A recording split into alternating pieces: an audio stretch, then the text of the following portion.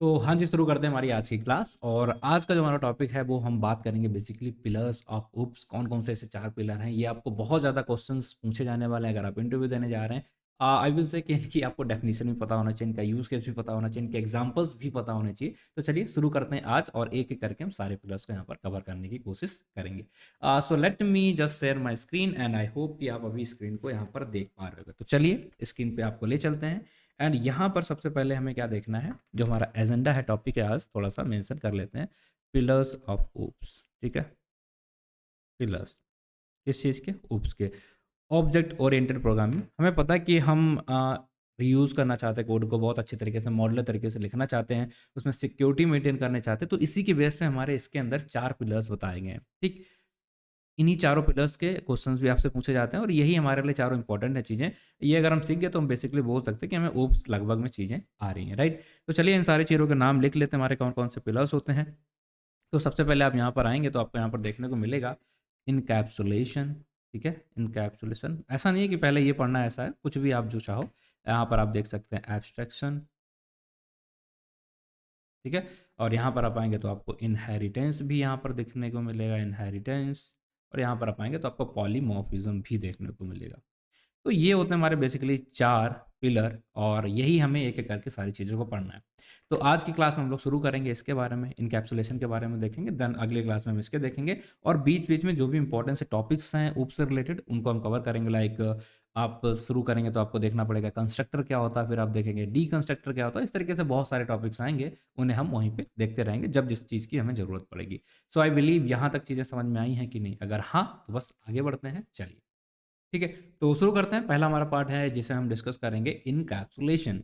अब इनकैप्सुलेशन में होता क्या है, अगर आप देखोगे यहाँ पर ध्यान से तो आपको इसके नाम से ही थोड़ा-सा समझ में आ जाना चाहिए कि कुछ तो लग रहा है हमारा कैप्सूल जैसा कुछ, है ना? तो कैप्सुलेशन का मतलब क्या होता है, इसे हम 2 तरीके से यूज़ करते हैं, राइट? इसको हम 2 तरीके से यूज़ करते हैं। एक तो डेटा को यूज़ करने के लिए हम इसे, एक तो इसका यूज़ करते हैं हम डेटा को हाइड करने के लिए, ठीक है? डेटा को हाइड करने के लिए एंड दूसरा क्या होता है, डेटा को स्टोर कराने के लिए। ठीक है? स्टोर, या हम बोल सकते हैं कैप्सूल बनाने के लिए। ये थोड़ा-सा फ़नी तरीके से आप देख सकते हैं। कैप्सूल बनाने के लिए, स्टोर करने के लिए, डेटा को हाइड करने के लिए, जब भी हम क्लासेस के अंदर या ऑब्जेक्ट के अंदर चीज़ों को लिख रहे होते हैं, वहाँ पर जो पहला पिलर है हमारा एनकैप्सुलेशन, और इसे हम 2 तरीके से यूज़ करेंगे। बट अगर हम अपनी पुरानी 2 क्लासेस के अंदर देखेंगे, अगर हम आपको कोड पे यहाँ पे लेके चलते, तो आपने यहाँ पर क्या देखा था? ये हमारा लास्ट क्लास का कोड है और जिसके अंदर आप देख रहे थे कि ये हमने एक क्लास बनाई है, इस क्लास, और इस क्लास के अंदर हमने कुछ यहाँ पर वेरिएबल्स डाले हैं। इस क्लास के अंदर कुछ हमने यहाँ पर फंक्शंस डाल रखे हैं, ठीक है? इसके तरीके से फिर इनको हमने यूज़ किया।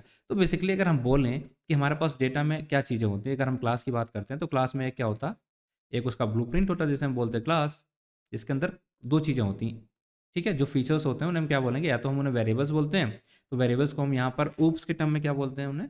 एट्रीब्यूट्स। इसी तरीके से एक और वर्ड होता है जिन्हें हम बोलते हैं फंक्शन, तो यहाँ पर हम उसे क्या बोलते हैं, मेंबर फंक्शन, या हम बोल सकते हैं उन्हें मेथड्स, ठीक है? तो ये 2 चीज़ें जो आपको यहाँ पर देखने को मिलेंगी, एक तो हमारा एट्रिब्यूट और दूसरा हो जाएगा मेथड। तो ये दोनों चीज़ों को हमने क्या किया है, क्लास के अंदर स्टोर करा के रख दिया। तो बेसिकली हम क्या बोल सकते हैं कि हमने एक कैप्सूल है, क्लास नाम की हमारी कैप्सूल है, इसके अंदर हमने 2 चीज़ों को ऐड करके रखा है। यहाँ पर एक हो गया एट्रिब्यूट और एक हो गया हमारे मेथड्स। तो पहला पर्पस एनकैप्सुलेशन का पहला यूज़ केस यही होता है कि जो हमारे एट्रिब्यूट्स होते हैं, जो हमारे वेरिएबल्स होते हैं, वो पूरे प्रोग्राम में, पूरे कोड के अंदर इधर-उधर फैले ना रहें, ठीक है? उन्हें हम एक जगह कहीं स्टोर करा के रख लेते हैं। तो उसके लिए जो पहला कॉन्सेप्ट हमारा आता है, इन्हें बोलते हैं एनकैप्सुलेशन। आप सोच के देखो, ये जब हमें जिस एट्रिब्यूट की ज़रूरत पड़ेगी, या हमने अलग-अलग बहुत सारी ऑब्जेक्ट्स बनाए, उनके लिए अलग-अलग हो सकते हैं, राइट? ये देखिए, मैं बीच में रुक गया, मुझे पता है, 2 मिनट रुकिए। एट्रिब्यूट्स है, मीन्स बहुत सारे वेरिएबल्स आपको बनाने हैं और अगर आपको जहाँ ज़रूरत पड़ रही है वहाँ पर आप वेरिएबल्स बना रहे हो, तो उससे क्या होता है, पूरे कोड के अंदर ये बिखरे पड़े होंगे। तो हम नहीं चाहते बिखरे पड़े रहें, हम चाहते हैं किसी एक जगह पे स्टोर हो जाएँ। तो हमने क्लास के अंदर वेरिएबल्स बनाते हैं बेसिकली एट्रिब्यूट, तो वहाँ पर इन्हें स्टोर करा दिया। इसी तरीके से आप देखेंगे कि जो हमारे मेथड्स हैं, वो जब हमें ज़रूरत पड़े वहाँ पर अगर हम बनाएँगे, तो वो पूरे कोड के अंदर होंगे और हमें समझ में नहीं आएगा कि कौन-सा मेथड कहाँ पर है। बट अगर हम इन्हें एक क्लास के अंदर सब कुछ रख देंगे, तो हमें देखना हो कि कौन से हमारे पास फंक्शंस हैं, कौन से हमारे पास मेथड्स हैं, तो डायरेक्टली आप चले जाओ क्लास में और वहाँ पर आपको दिख जाएँगे कितने वेरिएबल्स आपके पास ऑलरेडी हैं। तो ये 2 तरीका है, ये जो 2 पर्पस है यहाँ पर कि चीज़ों को एक जगह पे स्टोर करके रखना, ताकि जब भी हमें ज़रूरत पड़े या हमें कुछ करेक्शन करना पड़े, तो हम एक जगह आएँगे अपनी क्लास के अंदर और क्लास के अंदर उन सारे वेरिएबल्स को, उन सारे मेथड्स को हम यहाँ पर एक्सेस कर सकते हैं। तब बेसिकली एक्सेस नहीं बोलेंगे, देख सकते हैं। राइट? तो ये पर्पस होता है हमारा इनकैप्सुलेशन और ये इसका डेफिनेशन होती है। आई बिलीव आपको समझ में आ गई होगी। समझ में आया क्या?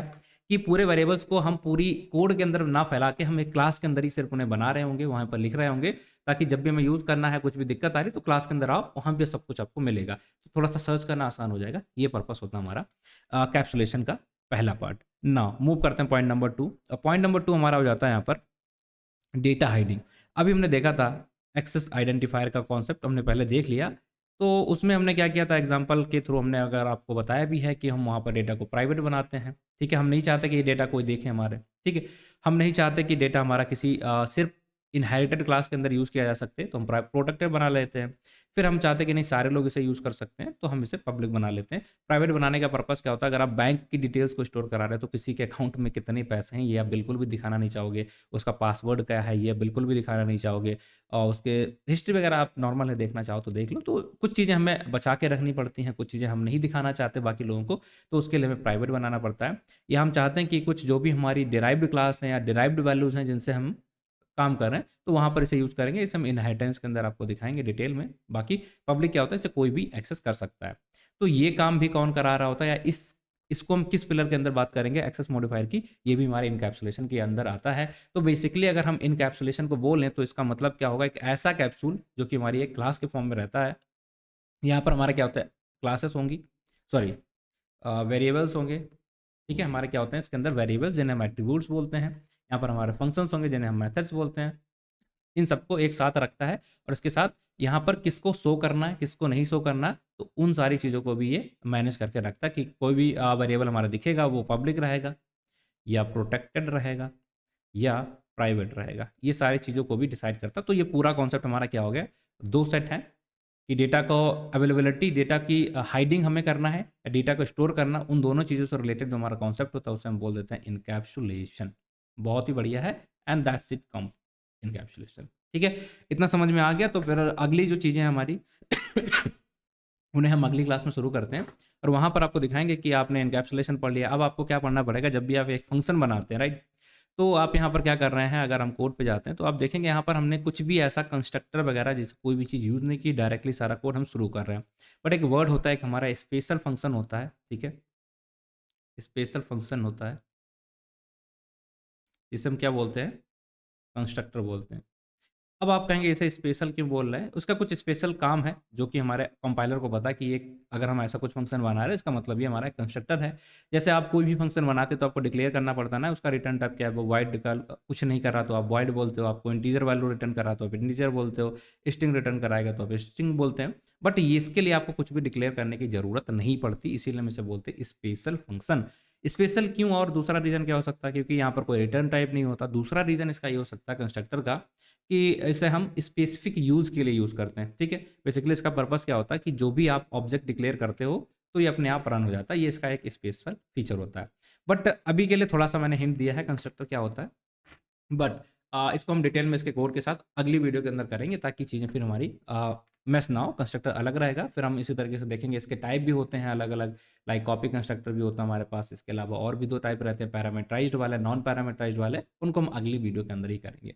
अब एक और इम्पोर्टेंट सी चीज़, अगर आप चाहते हो यार ये सारी चीज़ें अगर आपको अच्छी लग रही हैं, तो आपको क्या करना, पढ़ना है, कुछ भी पढ़ना है। बेसिकली कोर्स चाहिए आपको, बुक्स चाहिए आपको, प्रोजेक्ट्स चाहिए आपको, वेबिनार्स चाहिए, ठीक है? मल्टीपल वेबिनार्स भी अगर आप देखोगे तो अभी दिखाएँगे आपको। मल्टीपल यहाँ पर डोमेन है, आपको जो भी पढ़ना है, वेब डेव से लेके डेटा साइंस से लेके जेन एआई से लेके, लैंग्वेजेस मल्टीपल हैं, इंग्लिश और हिंदी से लेके, फ्री और पेड में भी हैं चीज़ें। तो इन सारी चीज़ों का जो न्यूरॉन का लिंक है नीचे आपको मिल जाएगा, वहाँ से जाके इन सारी चीज़ों को आप एक्सेस कर सकते हैं। एंड भाई बिलीव करो यार, ये सारी चीज़ें आपको ना कितने दिनों में, 1 साल के लिए सिर्फ इतने पैसे मिल रहा, और इतनी सारी चीज़ें अगर मिल रही तो आई डोंट थिंक ये it is a bad deal. बहुत ही बढ़िया डील है, जाओ पढ़ाई करो एंड प्रॉपर आपको प्रोजेक्ट्स वगैरह सब कुछ यहाँ पर मिल सकते हैं। आप चाहोगे वेबिनार वगैरह देखना तो आपको वेबिनार भी यहाँ पर मिलेंगी। जो भी नया अपडेट आता है मार्केट में, उन सारी चीज़ों से रिलेटेड यहाँ पर वेबिनार्स भी रहेंगी। So that's it guys for today and thank you for watching the video. बाकी मिलते हैं आपसे अगली क्लास में, तब तक के लिए अपना ख्याल रखें, अपना ध्यान रखें, take care and bye bye. Thank you guys, thank you.